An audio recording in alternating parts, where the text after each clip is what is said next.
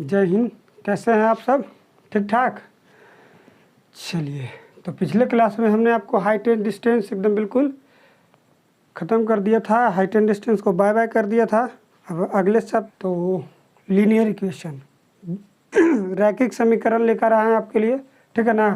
तो इसके लिए एक नया कॉन्सेप्ट है, समझ के लीनियर इक्वेशन समझते हैं कि लीनियर इक्वेशन आखिर है क्या। 9th क्लास में पढ़े होंगे एक चर वाला रैखिक समीकरण।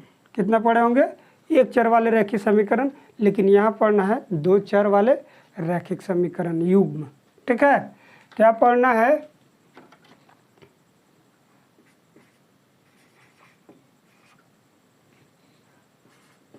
पेयर ऑफ लीनियर इक्वेशंस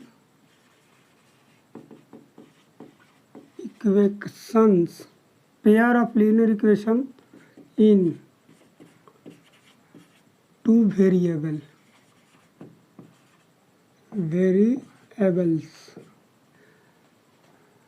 ये पढ़ना है। दो चर वाले रैखिक समीकरण युग्म पढ़ना है, ठीक है ना। दो चर वाले रैखिक समीकरण युग्म पढ़ना है, ठीक है। पिछले क्लास में आप लोग एक चर वाले रैखिक समीकरण पढ़े थे, अब दो चर वाले। जैसे मान लीजिए कि दो आदमी, मान लीजिए राजू और जैसे कोई भी दो चीज़, दो मान लीजिए कि दो में तो दो, ठीक है ना। वहाँ पढ़े थे एक चर वाला, यहाँ दो चर वाले, यानी कि दो आदमी पढ़ना है मान लीजिए, ठीक है ना। आप जैसे कि समझ लीजिए कैसे करना है। अब मान लीजिए कि ये linear equation in two variables into कि अब मान लीजिए कि दो आदमी गए, मान लो इसको हम समझाते हैं एग्जांपल के थ्रू। अब जैसे राजू है, एक क्या है?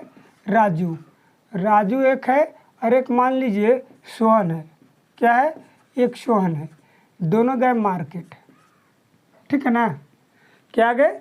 ये दोनों गए मार्केट, ठीक है ना। या फिर राजू, पहले समझ लीजिए राजू मार्केट गया, ठीक है ना। अब राजू मार्केट गया तो राजू ने जैसे कि मान लीजिए कि कोई चीज़ खरीदा, केला मान लीजिए खरीदा, केला खरीदा राजू, ठीक है ना। ये भी केला मान लीजिए कि खरीदा, ठीक है। या और फिर मान लीजिए केला खरीदा और मान लीजिए कि कोई चीज़ जैसे रसगुल्ला ले लीजिए, रसगुल्ला खरीदा, ये भी रसगुल्ला खरीदा, ठीक है ना। अब ये दो आदमी गए, ठीक है ना। ये दो आदमी गए, केला खरीदा, कुछ केला खरीदा और कुछ रसगुल्ला खरीदा, ठीक है। तो अब भाई दोनों का रेट जो है अलग अलग होगा। केला का भी रेट अलग, मान लीजिए कि रसगुल्ला का भी रेट अलग, ठीक है। अब मान लीजिए कि जैसे केला का कीमत 2 रुपया है, एक केला का कीमत कितना है? एक केला का कीमत 2 रुपया है।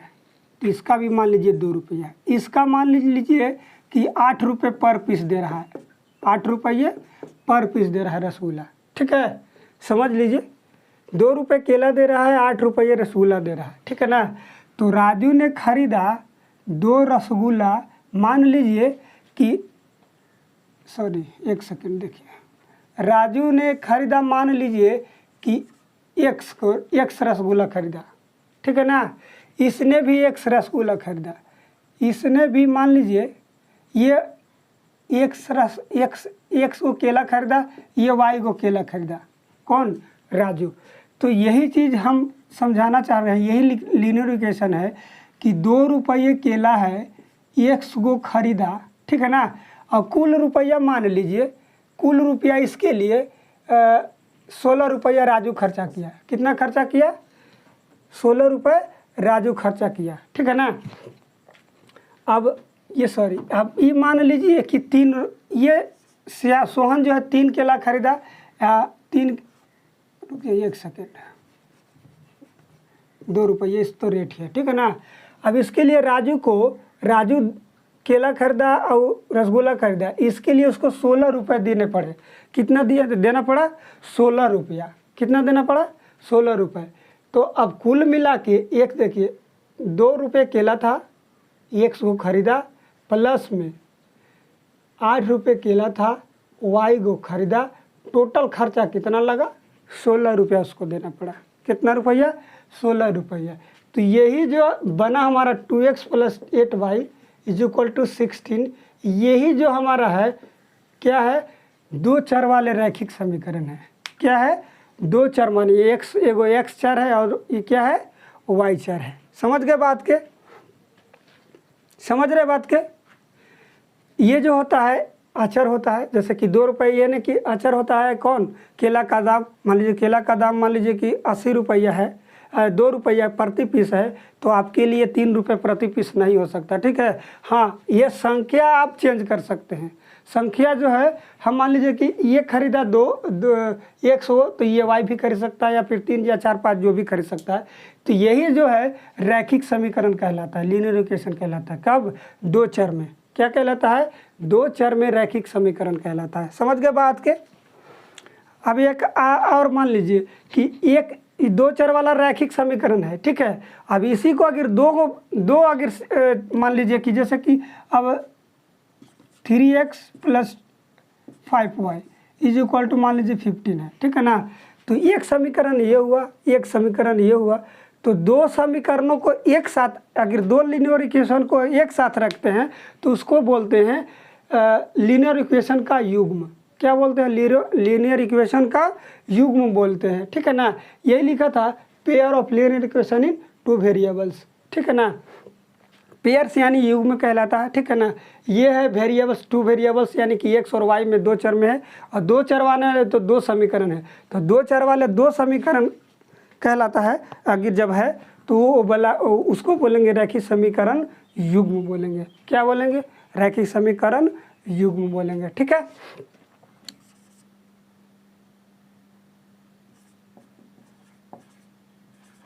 Linear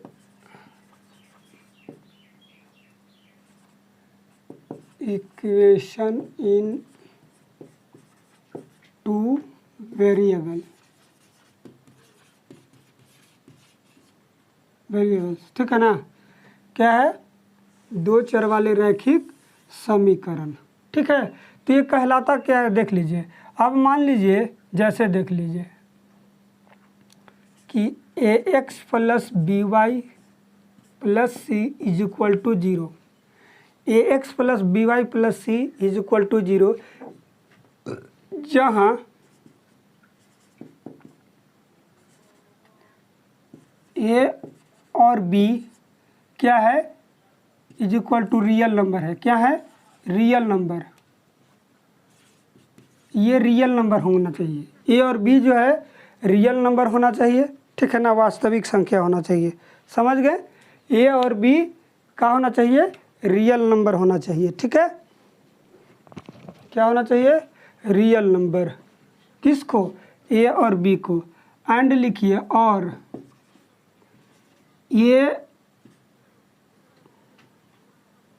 does not equal 0 and b does not equal 0। b, a और b को 0 के बराबर नहीं होना चाहिए। a और b को 0 के बराबर नहीं होना चाहिए। तो ये समीकरण युग्म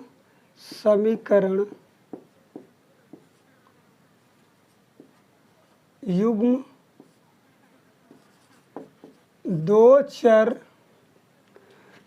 चर में, यानी कि x और y चर, यही ना कह रहा है, में क्या कहलाते हैं? रैखिक समीकरण कहलाता है। क्या है? 2 चर में रैखिक समीकरण कहलाता है। समझ गए बात के? यानी यही जो है ax + by + c = 0, ये जो है 2 चर में रैखिक समीकरण कहलाता है, x और y चर में। समझ गए बात के? थोड़ा सा देख लीजिए। अब जैसे मान लीजिए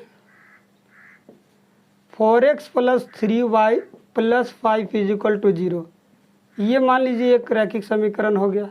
अब मान लीजिए 2x plus 3y plus 2 is equal to 0, ये भी हो सकता है। ठीक है, रैखिक समीकरण इस तरह से मान लीजिए कि गोचर में रैखिक समीकरण है। समझ गए बात के। अब आता है दो चर वाले रैखिक समीकरण युग्म। दो चर वाले रैखिक समीकरण युग्म, यही वाला pair of linear equation in two variables. समझ गए ना, दो चर वाले रैखिक समीकरण युग्म। समझ गए। ये जो मान लीजिए देखिए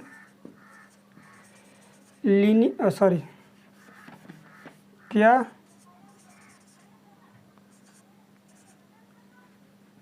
pair of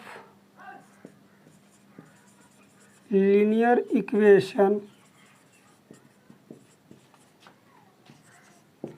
in two variable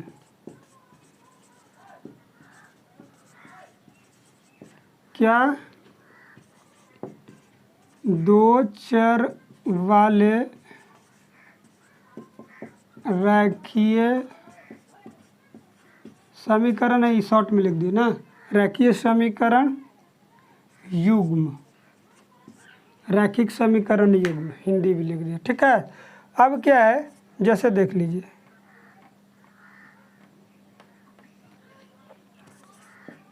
दो रैखिक समीकरण को एक साथ लेने पर बने युग्म, पेयर्स जो बनेंगे, दो को अगर लेते हैं, दो समीकरण को एक साथ अगर लेते हैं, ठीक है ना, दो रैखिक समीकरण को एक साथ लेने पर बने युग्म क्या कहलाते हैं, रैखिक समीकरण युग्म, रैखिक समीकरण युग्म कहलाते हैं। क्या कहलाते हैं भाई, दो रैखिक समीकरण को, यही दो समीकरण मान लीजिए ये और ये दोनों एक साथ ले लीजिए, ठीक है ना, तो दो रैखिक समीकरण को एक साथ लेने पर बना युग्म जो है रैखिक समीकरण युग्म कहलाता है। अब एग्जाम्पल थ्रू ले लीजिए, मान लीजिए कि 3x minus 2y plus 5 is equal to 0 and 2x plus 3y plus, या इसको माइनस भी कर सकते हैं, -5 इज इक्वल टू 0। ये जो पहला ये जो समीकरण है, ये दोनों को एक साथ लेने में जो बना समीकरण युग्म जो बना, इसी को बोलते हैं रैखिक समीकरण युग्म। समझ गए, इसी को बोलते हैं रैखिक समीकरण युग्म बोलते हैं। समझ रहे बात के। तो पहला आपको हम समझाया कि लीनियर इक्वेशन किस तरह से हम, आप मान लीजिए कि किसको बोलते हैं, ठीक है ना, कोई सामान खरीदे गए उस तरह से आपको कॉन्सेप्ट बता दिया। अब लीनियर इक्वेशन टू वेरिएबल्स में क्या होते हैं कि जहाँ देखिए ax plus by plus c is equal to 0, जहाँ a और b रियल नंबर होना चाहिए, ठीक है, और a डज नॉट इक्वल 0 और b भी डज नॉट इक्वल 0, तो ये समीकरण युग्म दो चर वाले रैखिक समीकरण किसमें, x और y में रैखिक समीकरण कहलाते हैं। समझ गए बात के। अब यही चीज़ फिर आपने pairs of linear equation in two variables में दो चर वाले रैखिक समीकरण युग्म में क्या है कि दो रैखिक समीकरण को एक साथ लेने पर जो युग्म बनता है, जो पेयर्स बनता है, उसको बोलते हैं रैखिक समीकरण युग्म, यानी कि दो चर वाले रैखिक समीकरण युग्म। समझ गए बात के।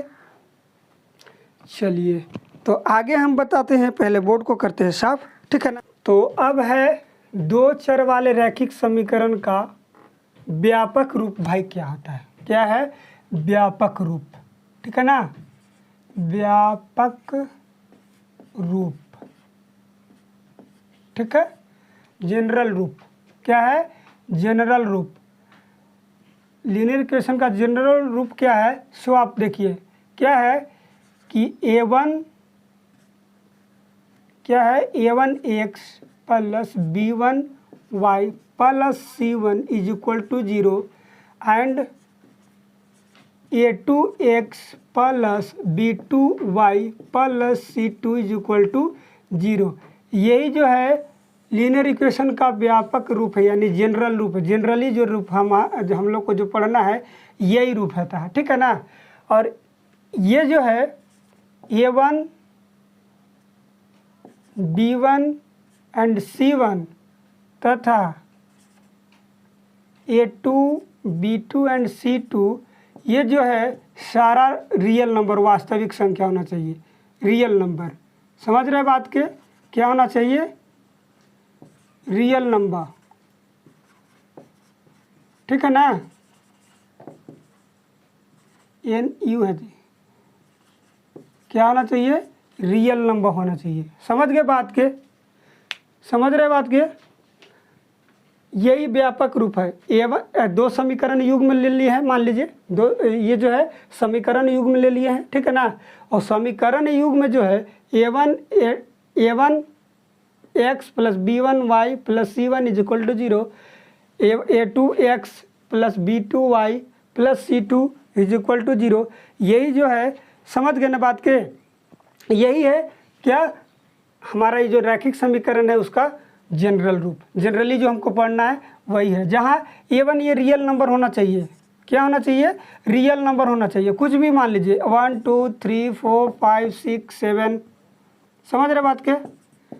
7 या -1 -2 -3 -4, कुछ भी हो सकता है रियल नंबर में। वास्तविक ये -3 नहीं लिखे, -3 कुछ भी हो सकता है, बशर्ते उसका A1 A2 का वैल्यू जो है 0 नहीं होना चाहिए। समझ रहे बात के?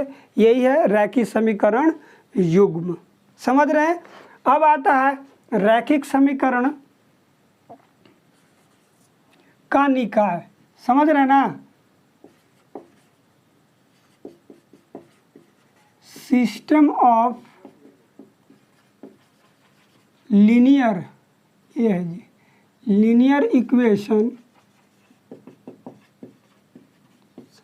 इन टू वेरिएबल्स।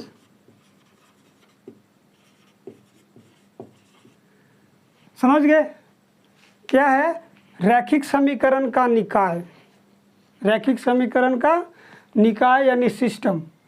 तो सिस्टम क्या है? कुछ नहीं है, पेयर्स का ही मान लीजिए कि वही जो है युग्म ही मान लीजिए सिस्टम कहलाता है। लेकिन वहाँ था ध्यान देना है कि उसमें मात्र 2 ही समीकरण लेना है। कितना है? 2 समीकरण लेना है। किसमें? युग्म में। युग्म जो पेयर्स बनते हैं 2 का ही बनते हैं, जोड़ा जिसको बोलते हैं हम लोग, जोड़ा जो बोलते हैं 2 ही को बोलते हैं, ठीक है ना। लेकिन सिस्टम या निकाय बोलते हैं 2 से अधिक भी हो सकते हैं, ठीक है ना। 2 से अधिक भी हो सकते हैं या 2 भी हो सकते हैं, ठीक है। तो 2 को अगर जहाँ तक अगर मान लीजिए 2 समीकरण है एक साथ अगर मिला हुआ तो उसको सिस्टम भी बोल सकते हैं और निकाय भी, पेयर्स भी बोल सकते हैं, युग्म भी बोल सकते हैं, जोड़ी भी बोल सकते हैं। लेकिन जब एक से मान लीजिए कि ये 2 से ज़्यादा समीकरण हो, यानी कि मान लीजिए जैसे देख लीजिए ये है 2x 3y प्लस मान लीजिए कि 3 is equal to 0, 2x plus 4y minus 3 is equal to 0।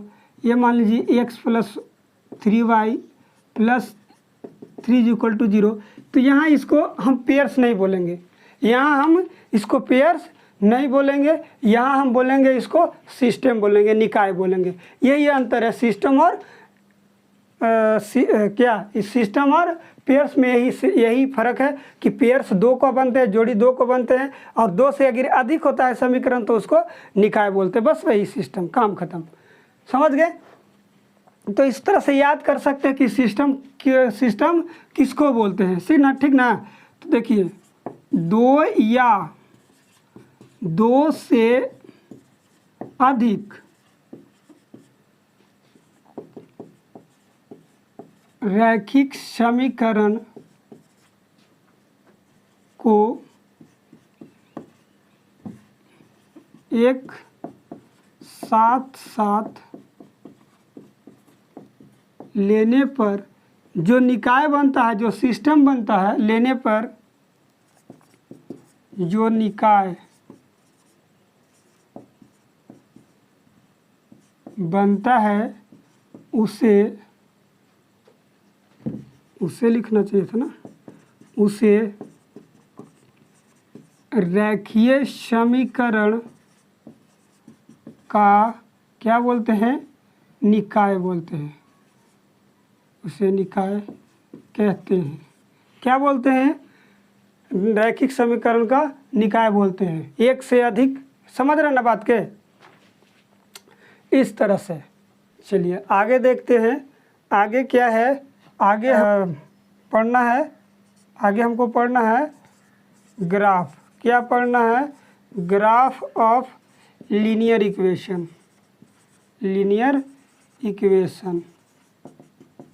क्या पढ़ना है, लीनियर इक्वेशन का ग्राफ पढ़ना है। तो अब मान लीजिए कि वही व्याप हमने जो पढ़ा है ax plus b y plus c is equal to 0, यही हमारा समीकरण का रूप है, ठीक है ना।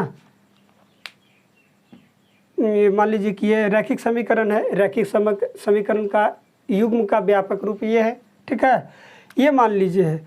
अगर देखिए इसमें यदि अगर y का वैल्यू लिखते हैं, जैसे देख लीजिए बी वाई को इस साइड ले जाते हैं, ठीक है,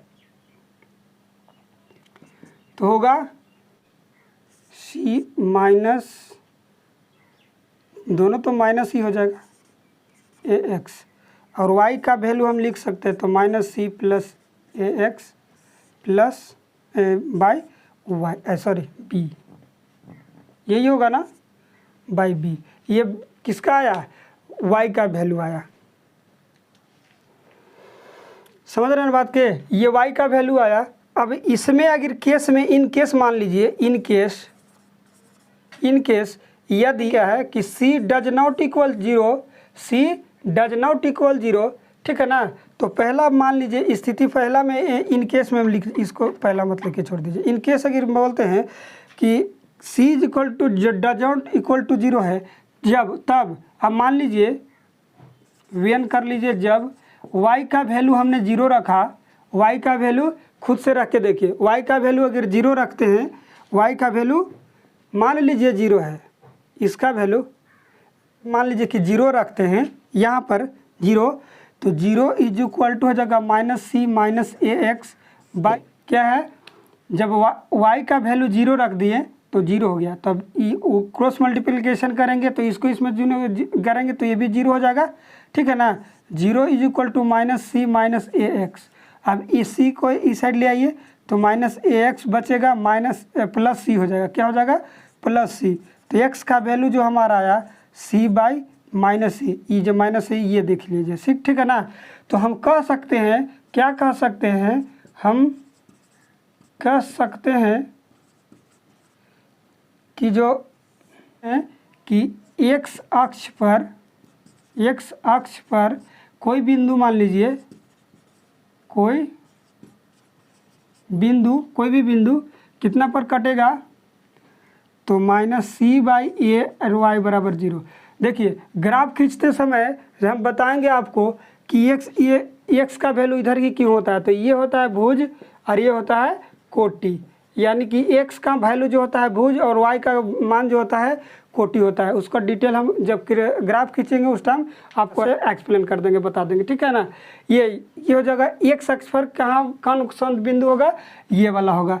अब जब मान लीजिए फिर इन केस मान लीजिए वही, इन केस में सी बराबर डज नॉट इक्वल 0। अब जब लिखिए, जब एक्स का वैल्यू जब वो क्या रखेंगे, 0 रखेंगे, एक्स का वैल्यू क्या रखेंगे, 0 रखेंगे, तब देखिए क्या होगा, यही इसी समीकरण से क्या है, यहाँ एक्स का वैल्यू, तो y इज इक्वल टू हमारा जो आएगा, यहाँ पे देखिएगा y is equal to minus c, आइए तो 0 हो जाएगा, बाई क्या हो जाएगा, b हो जाएगा, ये हो जाएगा, ठीक है ना। तो हम कह सकते हैं, क्या कह सकते हैं कि y अक्ष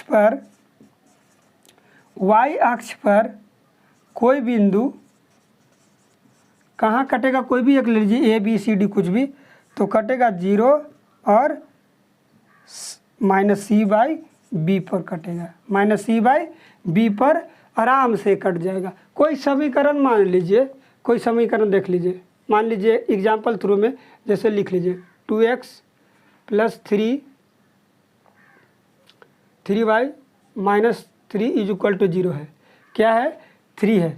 तो कौन सा इस अब कहेंगे कि एक्स अक्ष पर कहाँ कटेगा, एक इसको अगर कहेंगे कि एक्स अक्ष पर, तो एक्स अक्ष पर कहाँ कटेगा भाई, तो एक्स अक्ष पर कटेगा सी बाई ए पर, यानी कि सी हमारा जो कहाँ है, सी हमारा ये है, तो माइनस सी है, तो पहले ही से minus c by a, minus c by a, तो माइनस सी हमारा ये है क्या है, तो माइनस सी पहले से था तो प्लस हो जाएगा सी, और ए ये हमारा क्या है, ये हमारा 2 है, तो 2 और 0 इतना पर कटेगा, यानी कि 3/2, यानी कि 3/2 होगा कितना पर कटेगा, 1.5 पर कटेगा। समझ रहे बात की। अगर वाई अक्ष पर कहते हैं, वाई अक्ष पर तो हमारा क्या है, माइनस सी बाई बी पर कटेगा, तो माइनस सी, तो माइनस सी पहले ही से था प्लस हो जाएगा, तो 3/b यानी कि 3 यानी कि 1 पर कटेगा, 1 और 0 पर कटेगा।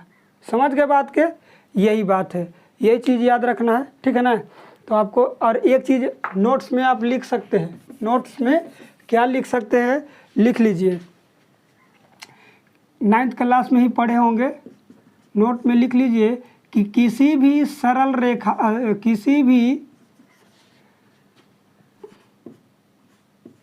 वाले रेखीय समीकरण का आलेख जो होता है, आलेख क्या होता है, एक सरल रेखा होती है, सरल रेखा होता है भाई। समझ गए बात के, दो रैखिक समीकरण का जो आलेख खींचते हैं वो क्या होता है, एक सरल रेखा होता है, रैखिक समीकरण का हल। नेक्स्ट क्लास में आपको बताएंगे, इतना चीज़ बढ़ के आइएगा, ठीक है ना। इतना चीज़ आपको जो भी बताइए आगे काम आने वाला है, ठीक है। कॉन्सेप्ट जो है कॉन्सेप्ट याद रखिएगा, बनाइएगा, समझिएगा, ठीक है ना। तो मिलते हैं अगले वीडियो में, तब तक के लिए जय हिंद।